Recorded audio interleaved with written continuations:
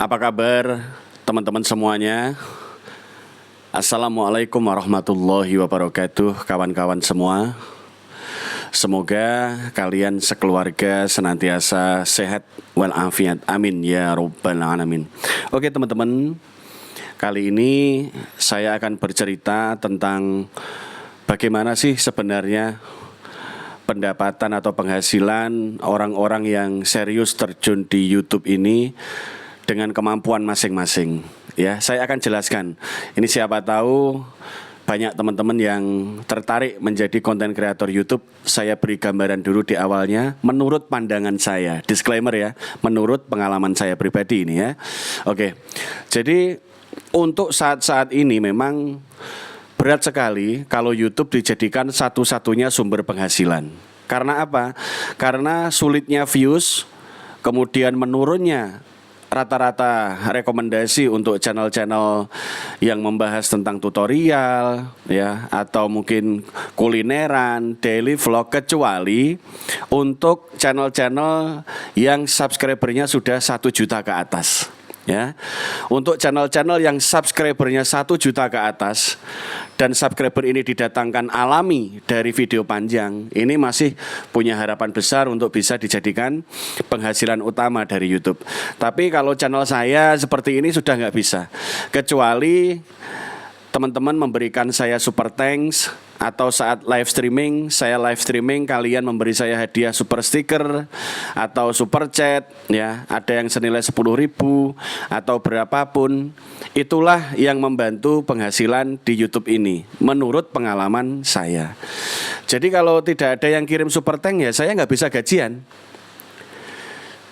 Saya nggak bisa mendapat penghasilan karena kalau nurutin RPM ini sangat kecil. Seperti jenis tema yang saya bawakan, tema tentang obrolan YouTube, seputar YouTube, ini sangat kecil sekali RPM-nya teman-teman. Apalagi kan target penonton kita juga Indonesia, ya, kadang-kala saja ditonton oleh orang-orang yang tinggal di luar negeri, kadang-kadang saja, jarang banget, ya. Dan apa yang terjadi? Kalau kita hanya mengandalkan RPM, mungkin kita gajian dari YouTube 3 bulan sekali, ya, 3 bulan. Gajian hanya sekali saja. Bisa jadi demikian. Kalau ada super thank, ada super sticker, ada super chat saat live streaming, ya, misalkan konten ini kalian memberikan hadiah di kolom komentar super thank, fitur terima kasih. Nah, itulah baru saya memiliki harapan untuk penghasilan cair ya. Meskipun penghasilan yang cair tersebut jauh di bawah UMR, tapi masih mending lah bisa cair per bulan kalau ada yang mengirim super thank atau super chat atau super sticker ya. Ini menurut pengalaman saya pribadi. Nah, bagaimana tentang pengalaman kalian sahabatku? Bagi penonton video ini silahkan tulis di kolom komentar. Kalau kalian mendapat pengalaman-pengalaman yang lain, kalian mendapat pengalaman-pengalaman yang khusus atau istimewa, silahkan tulis di kolom komentar. Kita berbagi pengalaman selama menjadi konten kreator YouTube. 5 tahun channel ini saya jalankan dengan tema yang sama, yaitu ngobrolin tentang YouTube. Ya, boleh dibilang tutorial sederhana tentang YouTube. Namun yang saya bicarakan hanya seputar 5 hal saja. Yang pertama adalah syarat monetisasi YouTube terbaru. Yang kedua adalah sumber penghasilan YouTube. Yang ketiga adalah upload video, cara-cara upload video untuk mencari jam tayang, 4.000 jam tayang. Kemudian cara mendapatkan 1.000 subscriber. Dan yang terakhir memaksimalkan channel agar mendapatkan 6 sumber penghasilan dari YouTube. Hanya seputar ini yang saya bahas selama 5 tahun. Jadi ya hampir dipastikan channel saya ini sebenarnya tidak memiliki kreativitas lebih, sahabatku. Ya. Karena bahan pembicaraan saya ya hanya muter-muter di situ. Seputar YouTube saja.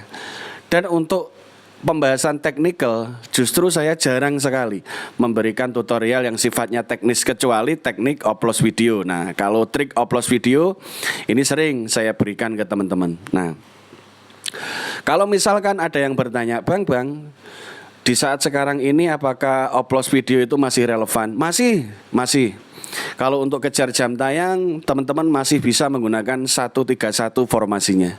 1 video orang lain, 3 video kita, dan 1 video orang lain lagi menggunakan akun-akun cadangan saat kita menonton dengan teknik oplos seling-seling itu. Ya, oplos di sini artinya adalah menonton selang-seling dengan akun-akun cadangan, Gmail cadangan, agar seolah-olah kita akun lain yang menonton video kita sendiri ya. Jadi harus menggunakan akun lain. Nah, itu disebut oplos video. Kalau yang sudah monet ingin meningkatkan dolar ya kita bisa menggunakan teknik oplos 121. 1 video kita sendiri, 1 video orang lain ya sahabatku, mohon maaf ya. 1 video orang lain, 2 video kita sendiri, kemudian 1 video orang lain. Ini untuk menghindari spam. Kalau kita lakukan oplos selang-seling ini agar kegiatan kita tidak terdeteksi sebagai spam. Maka ada teknik selang-seling atau oplos video. Nah, selanjutnya apakah perjalanan di YouTube ini selalu mulus? Jawabannya tidak, naik turun ya. Jawabannya tentu naik turun grafiknya sahabat-sahabatku. Ada beberapa hal yang membuat para YouTuber akhir-akhir ini tuh mundur. Loh, kok bisa Bang? Iya, ada banyak hal yang membuat para YouTuber sebenarnya mundur. Banyak angkatan saya, teman-teman saya juga yang pernah berangkat di tahun 2021, 2022, rata-rata di tahun 2024 banyak yang mengundurkan diri dan sudah tidak upload konten lagi. Alasannya yang pertama karena mungkin merasa penghasilan di YouTube kecil sahabatku. Kemudian yang kedua, sulitnya mencapai target minimum yaitu saldo Rp1.300.000 di Google AdSense. Sulit karena views menurun ya. Ini jadi banyak penyebab kenapa YouTuber mundur. Yang ketiga faktor sakit ya, karena sudah lanjut usia sakit, sudah nggak bisa ngonten lagi, akhirnya ada yang mundur.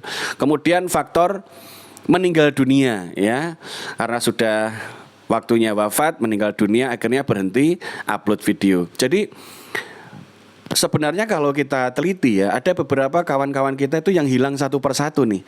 Saat kita memulai misalkan jadi konten kreator ya, berangkat 3 tahun kenal dengan sesama teman-teman YouTuber, ini ada saja yang hilang ya, mungkin 2 atau 3 hilang permanen. Kita hubungi juga sudah nggak bisa ya, ternyata mungkin wafat ya. Untuk teman-teman kita para konten kreator YouTube yang dulu pernah seangkatan dengan kita, yang saat ini telah wafat, mari kita hadiahkan Al-Fatihah untuk mereka. Semoga mereka diterima di sisi Allah dalam kondisi damai dan tenang. Al-Fatihah. A'udzubillahi minasyaitonirrajim. Bismillahirrahmanirrahim. Alhamdulillah. Iyyaka na'budu wa iyyaka nasta'in. Ihdinas siratal mustaqim. Amin ya rabbal alamin. Karena banyak sekali yang tidak kita ketahui, teman-teman kita tinggal di mana, di kota mana, ya mungkin tidak terjangkau oleh kita, satu persatu kok hilang, ya. Jadi untuk teman-teman kita yang telah wafat, ya semoga mereka damai di sisi Allah. Dan untuk kita-kita yang masih diberi kesempatan umur, semoga untuk kalian semua penonton video ini selalu sehat walafiat, untuk kalian sekeluarga, sahabat-sahabatku, amin ya rabbal alamin. Semoga kita semua selalu diberikan kondisi badan yang sehat, sehat lahir maupun sehat batin kita, sehingga kita tetap bisa berkarya walaupun hasil di YouTube ini masih kecil, ya masih sangat kecil, tapi kita syukuri sedikit demi sedikit, insya Allah pelan-pelan, ya semoga kita bisa membangun channel kita menjadi channel yang menghasilkan rezeki. Ayo tetap semangat teman-teman yang belum monet, ya maupun yang sudah monetisasi, tetap semangat karena musuh paling utama adalah kemalasan, rasa malas ya. Itulah yang harus kita kendalikan. Mari berkarya, bangkit lagi untuk teman-teman yang sempat mundur. Ayo maju lagi berkarya selama kita masih sehat. Semoga karya-karya kita manfaat dan suatu ketika juga menjadi kenangan bagi anak cucu kita. Wabillahi taufik wal hidayah. Wassalamualaikum warahmatullahi wabarakatuh. Terima kasih teman-teman.